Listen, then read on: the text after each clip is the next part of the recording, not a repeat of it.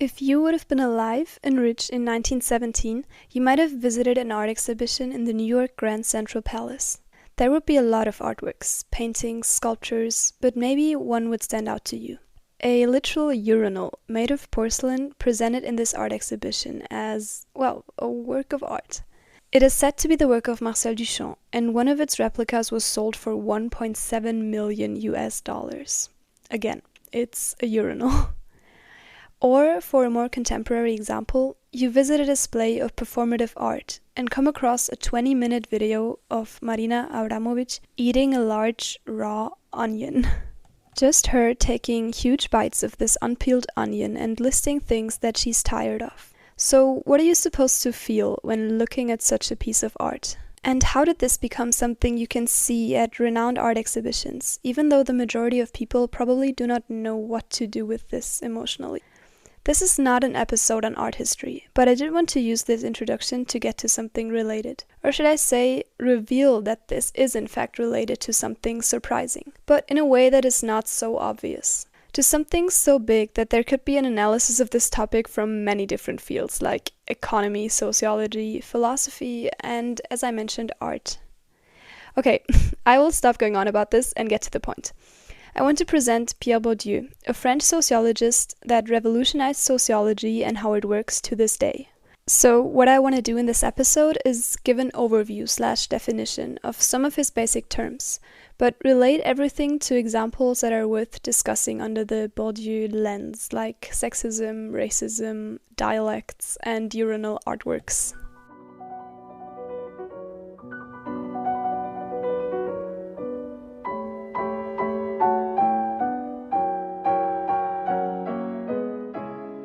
As I said, Bourdieu is from France and was born in 1930. He was influenced by Karl Marx in different ways and used some of Marx's class analysis and critical theory as a basis for his theory. For instance, he uses the word capital like Marx does for economic capital, but expands on it in his work, which we will see later. Also, a central idea that Marx coined was that the material conditions under which people live and work shape their consciousness. If you think about it, this was really groundbreaking. Because if you're a factory worker in 19th century Europe, your mind might not have been focused that much on metaphysical observations. So people in power can instrumentalize this measurable difference in education or perceivably intelligence to justify and legitimize their own exploitation of workers. Like saying I am smarter than this person, so it's justified that they work for me. But with Marx, we can argue that, which kind of seems obvious now, the factory worker is not inherently less smart, but their material life and working conditions shape their opinions and actions to adapt to this lifestyle. By the way, I would actually argue that the same argument was already used by Mary Wollstonecraft to argue that women are not naturally inferior, but just don't get the same education as men. And therefore they seem less intelligent, but really, they would be capable of everything a man can do if they were given the same opportunities. So we will definitely come back to this and how Bourdieu adapted it in a modified way, shifting from consciousness to unconsciousness. But first, let's start with some important terms in Bourdieu's theory.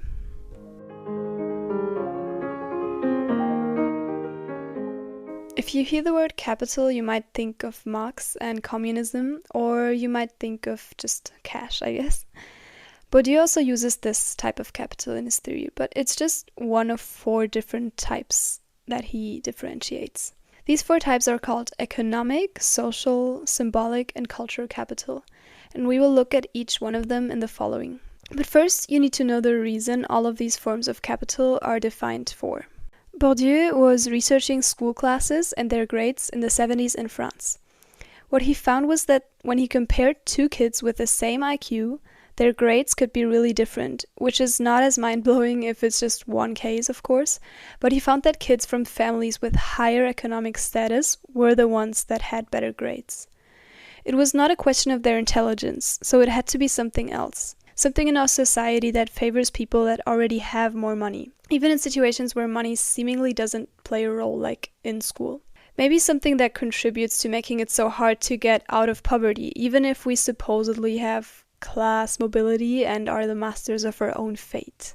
He differentiates 4 different types of capital, as I already said, so I'm finally getting to the point. First is economic capital. Economic capital is, as I said, the prototype of the capitals, and it means accumulated work or power. But in easier words, it's money or anything that you can directly convert to money, like goods or real estate. It's the most obvious and most crucial way in which class inequality exists, of course, but most importantly, in which it is carried on. So I think most people fall under either one of 2 big narratives, one being that obviously money gives you freedom, opportunities, and choice, and therefore ultimately can make your life easier and happier. So under this mindset, it is of course very obvious why having money is something positive, or at least is positive to some degree.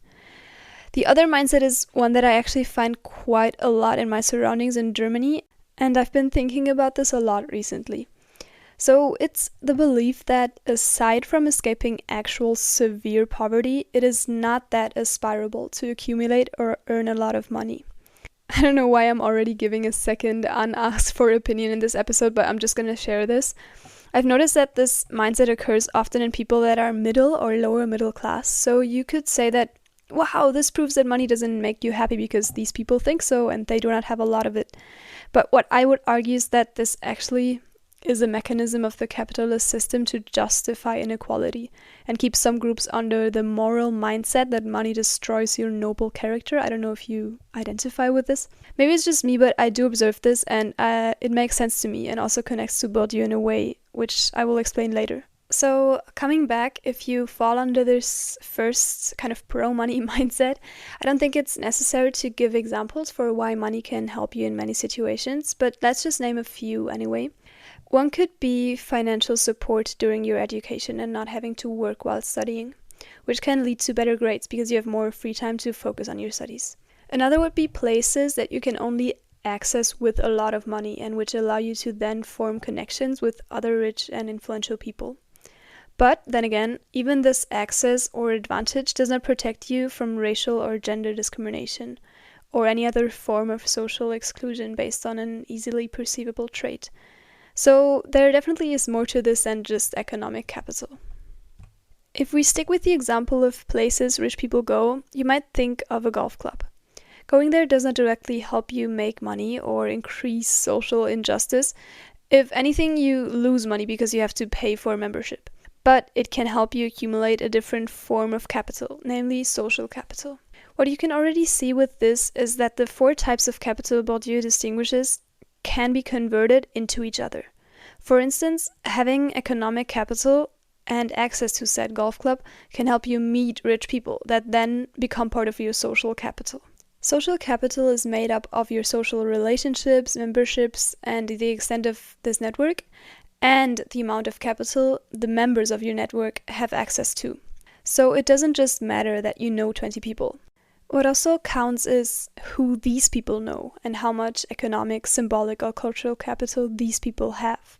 Similar to economic capital, it can be inherited to some degree, but you do have to actively engage in it. It's accumulated work we put into networking and taking care of our relationships. So why can this be helpful? Again, it's pretty obvious. You know a doctor, you might get an appointment when you're sick, even though the waiting time would be 2 months normally. You know someone in a prestigious company, they might get you an internship, even though you're not the number 1 applicant. All of these cases. So what does this mean? It means that upper class people send their kids to good schools, where they then meet the kids of other rich families and form networks based on economic capital. Which is not inherently bad, of course. It's just them making friends, and they happen to be rich as well. But what happens is that thereby there are more opportunities given to people that already stem from wealthier families. And in combination with racial or religious discrimination, ableism, etc., it means that these groups are not typically very heterogeneous. So, briefly, social injustice is carried on by the means of personal relations, without anyone actively aiming for this, because it's just helping your friends and family. It is, however, problematic when taking into account the mentioned forms of discrimination, which shape personal relationships and levels of sympathy. This part is not really originally Bourdieu, but many of the sociologists of his school of thought use his theoretic groundwork to explain these subtle forms of exclusion. So, moving on, let's talk about symbolic capital. Symbolic capital describes the sort of vague existence of prestige or honor, or the level of trust people or businesses grant you. This could happen if your family name is a known, prestigious name that puts you in a long line of business owners and gives you an immediate advantage over other applicants with a normal family name. I would argue that on a global scale, it shows with the differences in soft power between countries. There are international hierarchies of which countries are seen as more intellectual while others are overlooked. So the symbolic capital of being from a country that is seen as superior can be an advantage as well. If this topic of global power dynamics interests you, you should check out the episode on Orientalism I will release soon.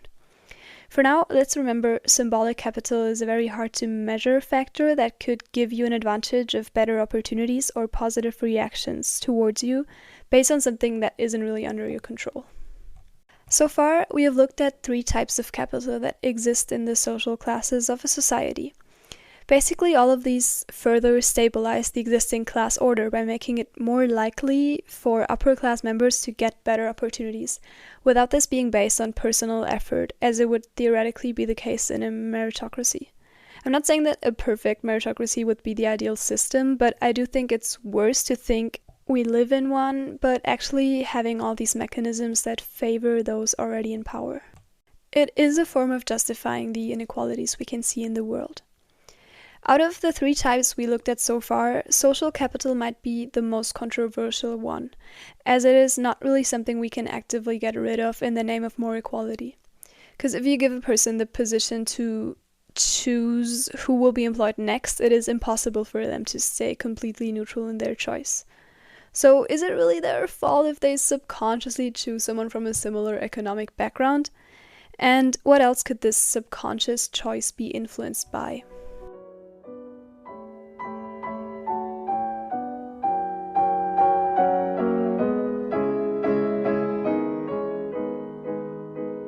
Let's talk about cultural capital. This is what will later help us understand Duchamp's work of art, the Onion video, and many other phenomena. Cultural capital encompasses basically every cultural element there is, but in the context of the status it implies. Of course, we could get into a whole discussion here on what culture even is, but for this podcast, let's just use a very vague one that I happen to like. Clifford Geertz writes, quote, "Man is an animal suspended in webs of significance he himself has spun. I take culture to be those webs." End quote. He includes religious beliefs and practices, cultural customs, social interactions and behaviors, and material goods constructed by humans. I think we can work with this definition. So what is important for Bourdieu is that we do not just observe cultural elements or even try to judge which work of art or literature is better from an artistic point of view. In fact, it's not at all about saying what is better or worse, but instead about which dialect, clothing style, movie, or song is seen as superior. So this is where critical theory of Marx is coming in, as you can see. Which of these elements is made by and for upper, middle, or lower class people and perceived as such? Again, he's not saying that Chopin is inherently better than BTS. If you think so, that's okay. If you think it's the other way around, that's also okay. But Bourdieu is arguing that saying you listen to Chopin and saying you listen to BTS sends a different signal, one of which makes you seem educated and possibly rich. Bourdieu argues that elites have the power to render one cultural element superior by consuming it and making it part of elite culture. And he even argues that all classes create certain works of culture in order to construct and sustain the class system existing. For elites, that would be constructing and sustaining their superiority to other classes through status symbols. During Bourdieu's time, these hypercultural elements might have been classical music, ballet, haute cuisine, and Shakespeare. But later on in the podcast, we will get into how this is changing nowadays.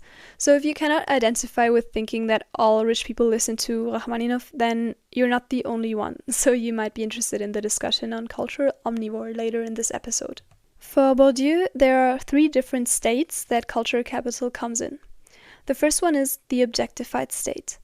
A cultural good made an object. This could be owning an expensive instrument, a painting, or even a historic building. Legally speaking, it can be easily passed on to someone else, so there is again the aspect of inherited advantages.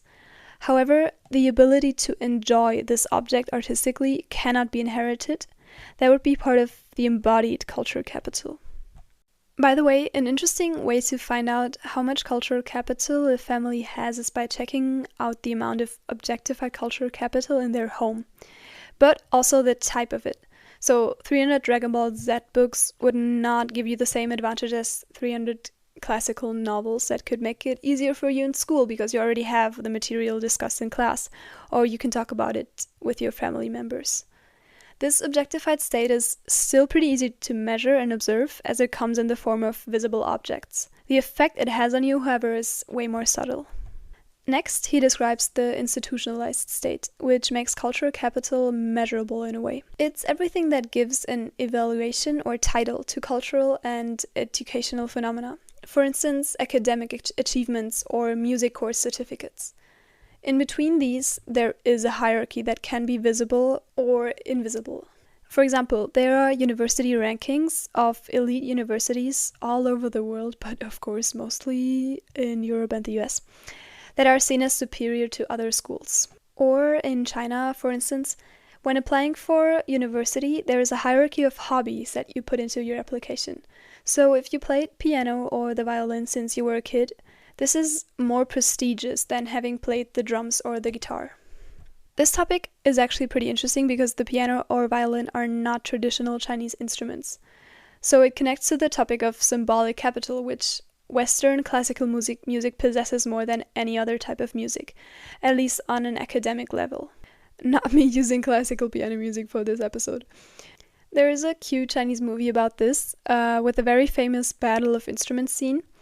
So the students of the Western classical music department in a university basically compete in a music battle against the students playing traditional Chinese instruments. It's called Our Shining Days. Maybe you've seen this scene on YouTube before.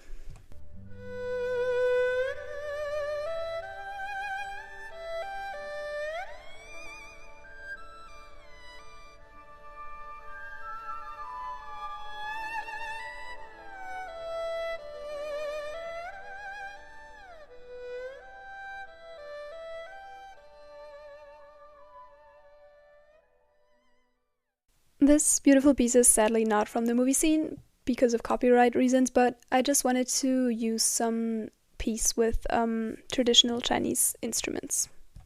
According to Bourdieu, the first years of our childhood influence our cultural capital most. Scholars nowadays argue that the focus he put on the very first years is overproportional and that after entering the education system there's still a lot of shaping going on, which I would say is more aligned with contemporary educational sciences. However, for Bourdieu, what is crucial is what kind of cultural capital you're confronted with as a kid. What color does the interior design in your house have? What kind of clothes do your parents wear? What language do they use? And are these aspects similar to what economic and academic elites do? Or would you have to actively relearn these behaviors if you wanted to fit in a different environment? These subtle behaviors are part of our embodied cultural capital. Bourdieu calls this state the most hidden form of hereditary transfer of capital. It is so hidden that it is not something you own or that you decide to do, but it's literally who you are, how you walk, how you style your hair, what you think is funny and what you think is cringe, how you judge and interact with people. All of these are part of your embodied cultural capital. What makes this important in the context of inequality is that these types of learned behaviors give you advantages in life. This was shown by various studies, and most recently and famously by Laurison and Friedman in their book The Class Ceiling. These scholars describe hidden mechanisms that lead to a class pay gap even within high-paying jobs. and make it harder for lower class people to get an elite job, even if they already worked themselves up to an internship and good education. The way that elites share a way of talking, humor, inside jokes is what leads to further subconscious exclusion. All social classes have these inside behaviors, but if you have the power to give a job to someone, it is of course more crucial which kind of embodied cultural capital your background favors. This is the part where Bourdieu switches up the original Marx idea that I talked about the material conditions shaping your consciousness. So for Bourdieu, it's actually not your consciousness that is being shaped, but your subconscious. So it goes so deep that you don't even realize you're doing these behaviors. Your embodied cultural capital is the way that you think, the way that you relate to the world, the way that, like I said, the way that you walk, the way that you talk, everything. So it's so deep that it's not just something you consciously decide to do, but it's your personality, which then is influenced by your class. So of course you're still an individual and you have your own characteristics, but it is interesting that if you see who people mingle with or interact with most, it's very often someone from a similar background, because you share similar ways of looking at the world, which is not bad, of course, but it can become something problematic if the people of power only give opportunities to the same kind of people all the time. There is actually so much to say about this. For instance, your outer appearance plays a big role in this. Because of the hierarchies of cultural capital, minorities and their appearance, style, and dialects are very often only accepted if they code switch to another way of presenting themselves. There are many studies showing that Black women are less likely to get a job if they go to the interview with their natural hair structure and without straightening it. This is exactly what I mean. Straight hair is seen as superior because the people in power are mostly white people which happen to have this hair structure. So they see these straights as indicators of a more suitable candidate. Also, many people of color describe using a different kind of accent or white voice when entering predominantly white fields because they know that they will be treated differently if they don't. And misogyny also plays a role, of course. For women, it's almost impossible to dress in a way that will not be commented on. It is either too sexy or unprofessional, or too masculine, or too prude, and there will always be more focus on the physical aspects of a politician or business person if they're a woman. Michelle Obama describes this frustration in her autobiography when, during her time as the First Lady, she felt like the media weren't even paying attention to what she was saying, but only how she dressed and whether it fit their expectations or not. I genuinely think we're not even aware of how well we can all judge these subtle class differences. With well, I mean how fast we can put someone in a certain category only based on these small factors like clothes, vocabulary, posture, or humor. When I lived in Taiwan for a year, Taiwanese people often told me that they could spot so-called ABCs pretty easily. ABC stands for American-born Chinese, but is kind of used to describe ethnically Chinese people that were raised abroad, not just in the US. What they meant was that even though these people might physically look the same, since most Taiwanese are also ethnically Han Chinese, they could still tell they were not raised in Taiwan without even hearing them speak. By the way, I struggle to use the word race or racially, even though I know it's common in English, but in German it's very controversial, so I still don't know which word to use here. Embodied cultural capital is also what I mentioned before, the ability to enjoy a work of art. Maybe you inherit one of these Duchamp urinal replicas from a rich family member, but that does not mean that you know how to interpret this work or how to feel moved or inspired by it. This ability would be part of your embodied cultural capital, because you need a certain way of thinking and relating to modern art in order to enjoy it. This is one of the reasons why modern art has become so removed from the average person as a consumer. In order to understand why Abramovich eating an onion is art, you must know what kind of art there was before, which kind of barrier she's trying to push and break through. In some way, this type of art even just exists in relation to other artistic works. It inherently relates to it by trying to claim this is art too, if you know what I mean. Typically, upper-class taste in music, art, or food is characterized by form over function. You do not go to an haute cuisine restaurant to satisfy your hunger. You eat these tiny portions because of their form, taste, and symbolism. You enjoy an artistic photo of a trash can, not because you like the function, but because the photo is so good that it can even make a trash can look like art. In comparison, what Bourdieu describes as lower-class taste is focused on function over form. So your food needs to fill you and not necessarily look a certain way, and a photo should be of something already beautiful, like a sunset or a tree. Bourdieu characterizes the middle class as always aspiring to be part of the elite but never quite fitting in, while the lower class mostly just accepts not being part of it and therefore does not even necessarily want to be part of it. So this connects to what I was talking about before, that some economically disadvantaged groups are presented with the narrative that money isn't even aspirable, but rather makes you greedy and unhappy, so you shouldn't even try to gain more and rather take pride in being a morally good poor person. So at least that happened in socialist East Germany before the fall of the Berlin Wall, or maybe to this day in some way, but I don't know if other people can identify with this narrative, or if this is a common phenomenon. This ability to enjoy art is not just a cool-to-have skill that gives you the opportunity to watch onion videos, but as Bourdieu argues, it is also important in the context of education. As I mentioned before, he was trying to figure out why upper-class students of the same intelligence as others still got better grades on average. He argues that because of their cultural capital being more adapted to academia, they have less difficulty understanding the tasks in school. Also, as a study by Laurison showed, teachers might perceive the upper-class students as more intelligent because of the way they talk and behave, ultimately also leading to better grades for them. By the way, this way of talking that I'm always mentioning does not mean that you necessarily use a lot of Latin, sophisticated words or cultural references. It is far more subtle and harder to imitate. So there are probably different kinds of misogynist jokes throughout all social classes, each of them reflecting the idea of form versus function. So maybe an upper-class misogynist joke would be playing with the form of these kinds of jokes and be aware of being misogynist but ultimately still be sexist. So this just goes to show that it's way more subtle than just saying, oh my god, I use this very, very eloquent term, so now I fit into the upper class cultural capital. So now we have looked at a lot of different types of capital and the three states that cultural capital comes in. But maybe throughout this whole time you were thinking, my neighbor is upper class, rich, but they don't go to the opera every week.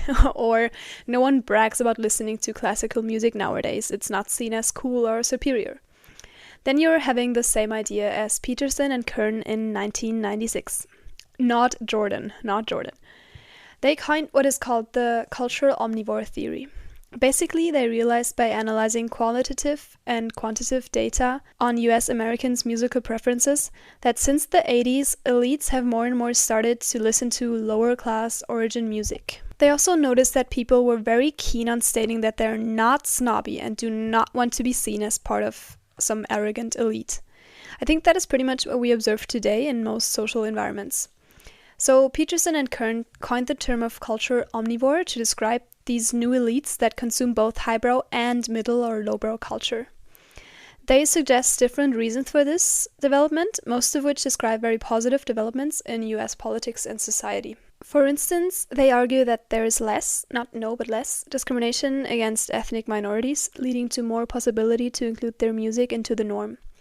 They also claim that there are more opportunities for discriminated groups to enter the music industry than there were before. Whether you agree with this or not, there is statistical evidence for this kind of consumption behavior in many different fields to this day. This caused a shift away from Bourdieu to be the predominant school of thought in sociology to this culture omnivore theory. However, there has been some kind of back to Bourdieu movement in recent years. Sam Friedman criticizes some structural points in the culture omnivore theory. First, he argues that the fact that elites consume more lowbrow music, art, or comedy, as was shown in the studies, does not mean that there is no aesthetic hierarchy anymore. We still know that certain artists are listened to, but still seen as less artistic, less intellectual, etc. And the ones that are seen as more sophisticated often happen to be those of white, wealthy people. Also, Friedman suggests that instead of analyzing which music people listen to, we should also look at how they listen to it. what mode of consumption do they apply when listening to so-called lowbrow music? Think of classical music students listening to battle rap or something. They probably do it in some kind of ironic or sarcastic way, you know what I mean? It is not a medium of identification or self-construction, but rather they're very aware that they do not share the same life experiences as the rapper. Desardo, another scholar, even argues that it is another way of establishing dominance by enhancing the status of these artists through your superior position as an elite. So it's really not that inclusive after all. And of course, there is the big point of this omnivore movement being only downwards and not upwards. But it would be interesting to see what social media and the availability of basically every culture product did to this in the recent years. If there are more working class people listening to classical music, for instance. Or if the whole hierarchy will eventually break down and we all realize that young Miko is the queen. An example for this establishing dominance dynamic would be Taiwanese academic hip-hop.